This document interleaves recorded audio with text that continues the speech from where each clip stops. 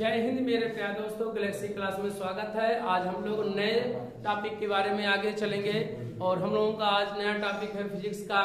Prism है और prism द्वारा प्रकाश का अपवर्तन और आवर्तन विचलन कोण के बारे में आज जानेंगे। तो हम लोग क्या करेंगे, सबसे पहले प्रिज्म क्या होता है इसके बारे में जानेंगे। तो प्रिज्म क्या होता है, यह समान पारदर्शी माध्यम होता है जो तीन पृष्ठों से क्या होता है, बना होता है। यह दो भुजा यानी दो समतल पृष्ठों से क्या होता है, झुका होता है। तो जिससे हम लोग क्या कहते हैं, प्रिज्म कहते हैं। जो आपका समोसा आप देखे होंगे, समोसा का जो आकार आप लगभग देखेंगे उसमें तीन कोने होते हैं, तीन भुजाओं से बना होता है, जिससे हम लोग कह सकते हैं प्रिज्म का आकार दे सकते हैं। ये समांतरदर्शी होता है, पारदर्शी भी होता है, जो आर पार क्या हो दिखाई दे। क्योंकि समोसा आर पार दिखाई नहीं देता है, लेकिन उसका आकार हम लोग प्रिज्म के आकार का मान सकते हैं। तो जो हमारा प्रिज्म है वह समान पारदर्शी माध्यम माने आर पार दिखाई देने वाला ऐसा माध्यम जो किसी कोण पर झुके हुए दो समतल पृष्ठों के बीच स्थित होता है, प्रिज्म कहलाता है। अगर इसमें देखा जाए तो कितने पृष्ठ होते हैं, तो तीन पृष्ठ होते हैं। कितने पृष्ठ होते हैं, तीन पृष्ठ होते हैं। और इसमें तीन पृष्ठ है, यानी प्रिज्म के तीन पृष्ठ होते हैं। दो पृष्ठ क्या होते हैं आपस में, तीनों पृष्ठ किसी कोण पे क्या होते हैं, झुके होते हैं। तो जब भी प्रिज्म के जो सामने वाला जो पृष्ठ होता है उसे मुख्य परिच्छेद कहते हैं। क्या कहते हैं, मुख्य परिच्छेद कहते हैं। तो प्रिज्म हमारा क्या है, दो समतल पृष्ठों से क्या होता है, घिरा होता है। ये समानुपारदर्शी क्या होता है, माध्यम होता है। चूंकि इसमें टोटल कितने पृष्ठ होते हैं, तो तीन पृष्ठ होते हैं। इसमें आर पार क्या होता है, दिखाई देता है। इसका उपयोग क्या करने के लिए किया जाता है, देखिए आप देखे होंगे, सुने होंगे कि प्रिज्म पर जब श्वेत की किरणें, प्रकाश की किरणें, श्वेत मान क्या होती है, प्रकाश की किरणें की बात की, टॉर्च की बैटरी नहीं है। श्वेत प्रकाश का मतलब है सूर्य की रोशनी की बात की जा रही है। जब किसी प्रिज्म में गिरता है तो वह 7 रंगों में विभक्त हो जाता है। कितने रंगों में, और इन सातों रंगों की स्पेक्ट्रम को, इन सातों रंगों के समूह को स्पेक्ट्रम कहते हैं। कितने, सूर्य के प्रकाश की किरणों के सातों रंगों के समूह को स्पेक्ट्रम कहते हैं। कौन सा कहते हैं, स्पेक्ट्रम कहते हैं। और जब इसमें जैसे हम लोग प्रिज्म क्या है, तो यह आपके सामने है, दो समतल पृष्ठों से क्या होता है, घिरा होता है। टोटल इसमें कितने पृष्ठ होते हैं, तीन पृष्ठ होते हैं। पारदर्शी होता है, क्या होता है, पारदर्शी होता है। आर पार क्या हो, दिखाई देना चाहिए। तो इसे हम लोग क्या कहते हैं, प्रिज्म कहते हैं। अब प्रिज्म द्वारा प्रकाश का अपवर्तन कैसे होता है। अपवर्तन की घटना के बारे में हम लोग जानते हैं कि जब प्रकाश एक वस्तु से दूसरे वस्तु में जाती है तो अपने मार्ग से विचलित हो जाती है। इस घटना को प्रकाश का अपवर्तन कहते हैं। तो अब की बारे हम लोगों ने समतल द्वारा प्रकाश का अपवर्तन सीखा, लेंस द्वारा अपवर्तन। लेंस दो प्रकार के, उत्तल लेंस और अवतल लेंस। तो इनके बारे में, अपवर्तन के बारे में हम लोगों ने सीखा। अब हम लोग जो अपवर्तन सीखने जा रहे हैं वो इसके द्वारा प्रिज्म द्वारा प्रकाश का अपवर्तन पढ़ने जा रहे हैं। प्रिज्म क्या है हमारा, प्रिज्म द्वारा प्रकाश का अपवर्तन क्या होता है, देखिए जब हम किसी प्रिज्म पर प्रकाश की किरण इसे गिराते हैं तो मान लीजिए पी की किरण क्या है, ये मान लिया गया कि जो ABC है एक प्रिज्म का क्या है, मुख्य परिच्छेद है। ये मुख्य परिच्छेद क्या होता है, जब किसी प्रिज्म को सामने वाला आप जैसे भाग लेंगे, त्रिभुज मैंने प्रिज्म हाथ में लेंगे तो जो सामने वाला त्रिभुजाकार आपका सामने वाला जो पृष्ठ होगा उसे हम लोग क्या कहते हैं, मुख्य परिच्छेद कहते हैं। क्या कहते हैं, मुख्य परिच्छेद कहते हैं। और जिस भुजा के समांतर जो प्रकाश की किरण होता है, जिस भुजा के समांतर जो अपवर्तित किरण के समांतर होती है, उसके सामने वाला जो शीर्ष का जो कोण होता है उसे प्रिज्म कोण कहते हैं। क्या कहते हैं, प्रिज्म। तो यहाँ पे प्रिज्म कोण क्या है, कोण ये क्या है, कोण ये है, प्रिज्म कोण। यहाँ अभी चिन्हाएंगे आपको कि प्रिज्म कोण कैसे आपको जानेंगे। तो प्रिज्म द्वारा प्रकाश, तो मान लिया कि माना ABC कांच की एक प्रिज्म का क्या मुख्य क्या परिच्छेद है, जिसका प्रिज्म कोण क्या है, ये है। तो मान लिया जाए ऐसे इस तरह से आपको समझाने के लिए, मान लिया जाए ऐसे इस तरह से प्रकाश की किरण ऐसे ऊपर से गिरे और इस भुजा के क्या हो जाए, समांतर हो जाए, फिर ऐसे क्या होगा, निर्गत हो जाए इस तरह से। तो आपके सामने दिखाई पड़ रहा होगा इस भुजा या भुजा क्या है, समांतर। तो इसके सामने वाला कोण क्या है, ये है। तो ये हमारा क्या हो जाएगा, प्रिज्म कोण क्या हो जाएगा, ये हो जाएगा हमारा। ये जो अपवर्तित किरण जिस भुजा के समांतर होता है उसके सामने वाला जो कोण होता है उसे प्रिज्म कोण कहते हैं। और प्रिज्म कोण को किससे प्रदर्शित करते हैं, कैपिटल ए से क्या करते हैं, प्रदर्शित करते हैं। तो यहाँ पर देख सकते हैं जिसका प्रिज्म कोण क्या है, कैपिटल ए है। इसका मतलब है कि कोण ए के सामने वाली भुजा की क्या है, समांतर है। कौन सी किरण, जो अपवर्तित किरण है वह किरण उसके सामने वाली भुजा के क्या है, समांतर है। आपतित किरण पी क्यू पृष्ठ ए बी पर क्या होती है, आपतित। ये जो पी क्यू किरण है पृष्ठ के पृष्ठ ए बी पर क्या कर रही है, आपतित हो रही है। आपतित का मतलब है प्रकाश की किरण क्या कर रही है, गिर रही है। वहां पर गिरेगी तो ये क्या है, पारदर्शी है, कांच का है, आर पार होकर क्या होगा, चला जाएगा। परंतु जाएगा तो जाना चाहिए इसे सीधे, लेकिन ये सीधे जाएगा नहीं, क्योंकि जब एक वस्तु दूसरे वस्तु में जाती है तो अपने मार्ग से विचलित हो जाती है। तो आप देख सकते हैं जैसे ही प्रिज्म पे की कोई भी प्रकाश की किरण गिरेगा, इसे हम लोग क्या कहते हैं, आपतन बिंदु कहते हैं। क्या कहते हैं, आपतन बिंदु कहते हैं। तो आपतन बिंदु की जो होगा इसी पे क्या होता है, इस पृष्ठ सतह क्या होता है, अभिलंबित होता है, जिसे हम लोग क्या कहते हैं, अभिलंब कहते हैं। क्या कहते हैं, अभिलंब सदैव पृष्ठ के क्या होता है, अभिलंबित होता है, यानी लंबवत होता है, 90 अंश के क्या होता है, कोण पर झुका होता है। दूसरी बात और क्या, जिस बिंदु में आपतित किरण गिरता है उसे आपतन बिंदु कहते हैं। तो जब आप देख सकते हैं इसे, ये कौन सी है, ये वायु है, ये हमारा क्या है, कांच है। वायु क्या हमारा विरल माध्यम, कांच क्या आपका सघन माध्यम। तो जब विरल से सघन माध्यम में जाती है तो वह अवलंब की ओर झुक जाती है। आप देख सकते हैं अवलंब की ओर झुका है कि नहीं, देखिए ध्यान से, जाना चाहिए सीधे, लेकिन अवलंब की ओर क्या हो गया, झुक गया। ध्यान से देखिए, ध्यान से इसको अगर ऐसे इस तरह से कर लिया जाता तो आपको ऐसे इस तरह झुका हुआ क्या होता, प्रतीत होता। ये कितना झुकेगा, ये इतना झुकेगा कि इस भुजा के क्या हो जाए, समांतर हो जाए। आगे और चलिए, जब ये किरण आप क्या हो जाएगा, ये अपवर्तित किरण हो जाएगा। क्यू आर क्या होगा, अपवर्तित किरण, लेकिन क्यू आर अपवर्तित किरण तो होगा, लेकिन एसी पृष्ठ के लिए क्या हो जाएगा, आपतित किरण हो जाएगा। क्या हो जाएगा, अपवर्तित किरण, ये क्या हो जाएगा, आपतित किरण हो जाएगा। तो अपवर्तित किरण आपतित किरण हो जाएगा, जब इस बिंदु पर टकराएगा तो क्या होगा, निर्गत हो जाएगा। जाना चाहिए सीधे हो, ये सीधे नहीं जाएगा। जब विरल से सघन माध्यम से विरल माध्यम में जाता है तो अवलंब की ओर क्या से दूर हट जाता है। तो देखिए जाना चाहिए था सीधे, फिर सीधे अवलंब से क्या हो गया, दूर हट गया, नीचे की ओर झुक गया। तो आप देख सकते हैं इस तरह से, यदि सी को आपतित किरण पी को क्या किया जाए, आगे बढ़ाया जाए, आपतित किरण पी को आगे बढ़ाया जाए और आगे से निर्गत किरण को क्या किया जाए, पीछे बढ़ाया जाए, तो दोनों एक बिंदु पे क्या करती हैं, काटती हैं।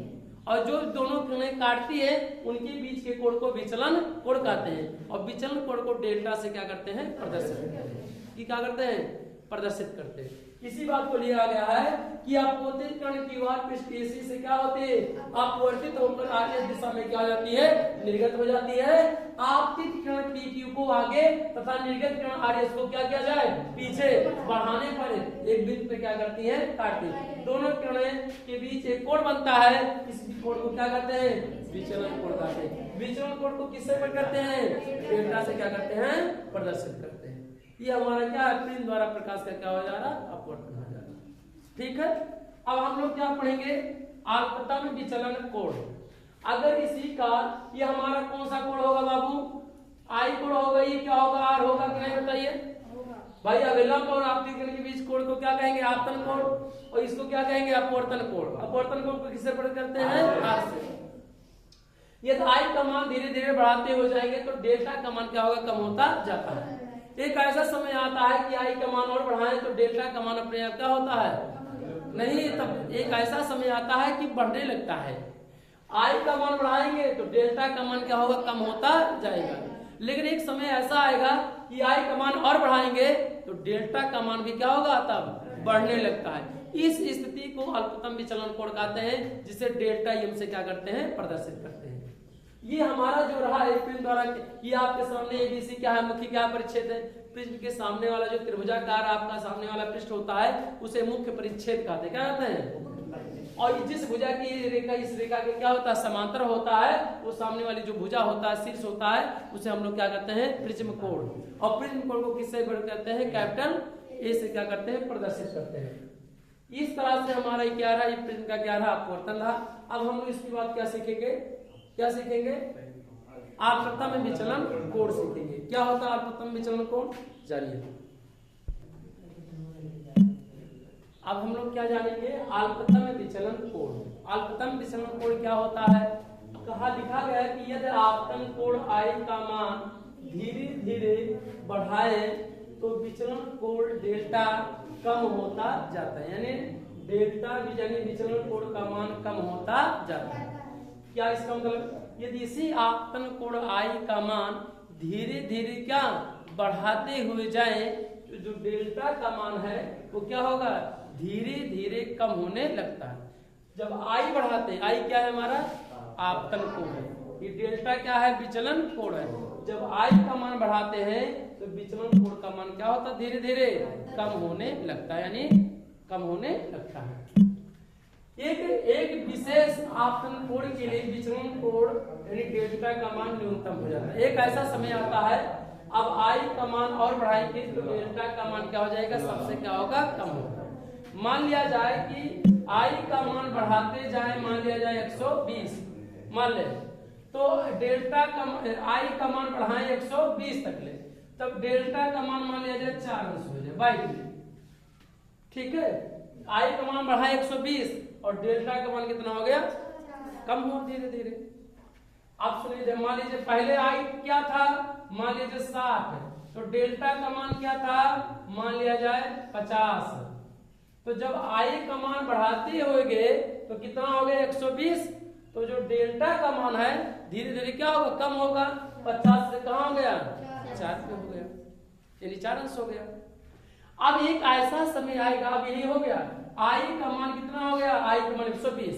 अब जब कहा गया आई का मान और बढ़ाएं, मान लिया जाए 120, जैसे ही आई का मान क्या करेंगे 125 कर देंगे, जैसे ही थोड़ा सा आप बढ़ाएंगे 121 कर दीजिए, जैसे बढ़ाएंगे तो डेल्टा का मान तुरंत क्या हो जाएगा, 6 हो जाएगा, अर्थात क्या होगा, बढ़ने लगेगा।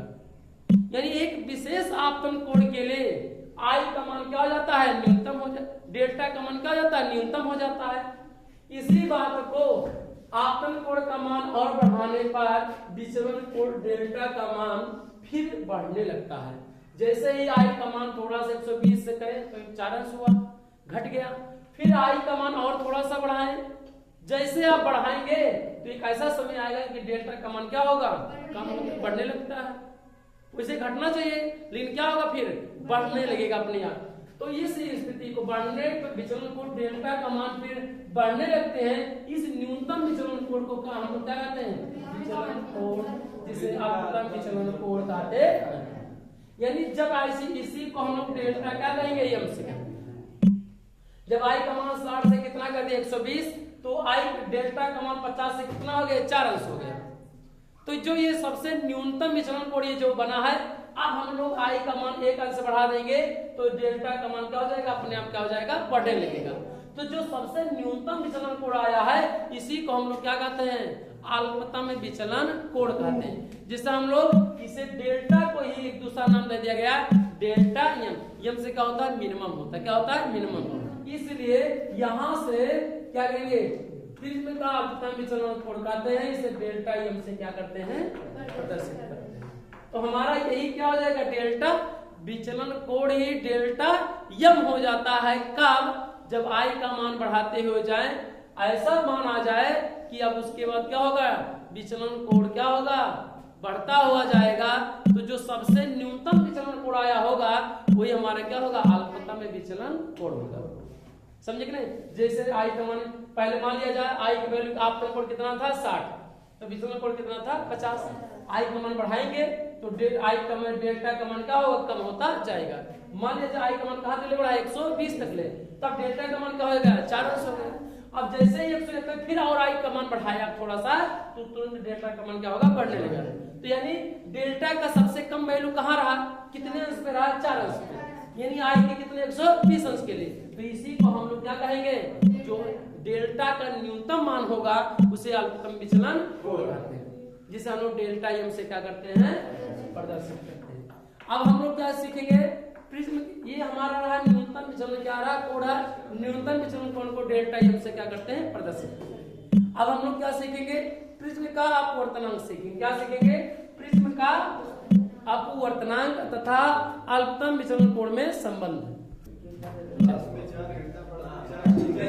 अपवर्तनांक का हम लोग क्या सीखेंगे, सूत्र सीखेंगे। प्रिज्म का अपवर्तनांक का क्या सूत्र है, यदि प्रिज्म कोण कैपिटल ए तथा अल्पतम विचलन कोण डेल्टा यम और प्रिज्म का अपवर्तनांक n होता, जो हमारा अपवर्तन का जो सूत्र है प्रिज्म के, n बराबर साइन हमेशा रहेगा कोष्टक में e plus delta m by क्या होगा 2 बटे साइन a बाई 2।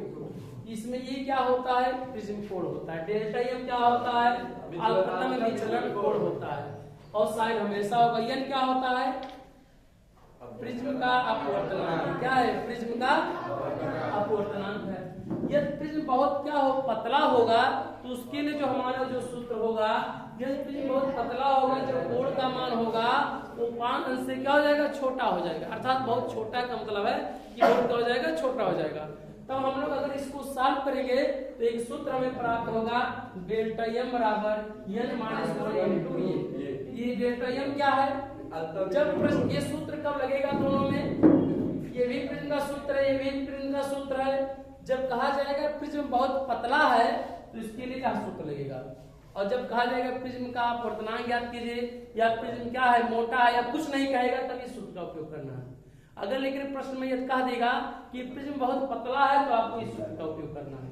अगर पतला नहीं कहेगा तब, या कुछ नहीं कहा तब इसकी आप उपयोग करेंगे, इसलिए उस सूत्र का। अगर प्रश्न में कहेगा प्रिज्म बहुत पतला है तो इस सूत्र का उपयोग करेंगे।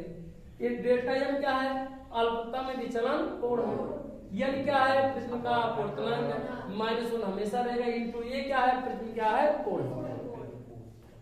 इससे स्पष्ट हो रहा है कि जो विचलन कोण का मान है किस पर निर्भर करता है, अपवर्तन पे और प्रिज्म कोण पर।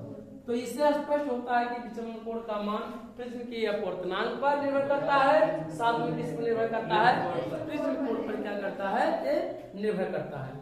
तो ये हमारा जो सूत्र है, दोनों बहुत ही इंपॉर्टेंट क्या है, सूत्र है हमारी दृष्टि से, और यूपी बोर्ड के लिए दृष्टि से भी क्या बहुत ही महत्वपूर्ण है। इससे क्वेश्चन एक ना एक क्वेश्चन आता है अनिवार्य रूप से, तो हम लोग इसके सभी महत्वपूर्ण क्वेश्चनों को क्या करेंगे, हल करेंगे। इसके बाद हम लोग क्या सीखेंगे, वर्ण विक्षेपण सीखेंगे। तो वर्ण विक्षेपण के लिए हम लोग अगले टॉपिक में सीखेंगे। हमें उम्मीद है कि आप बेहतर से सीखे होंगे। जय हिंद, जय भारत।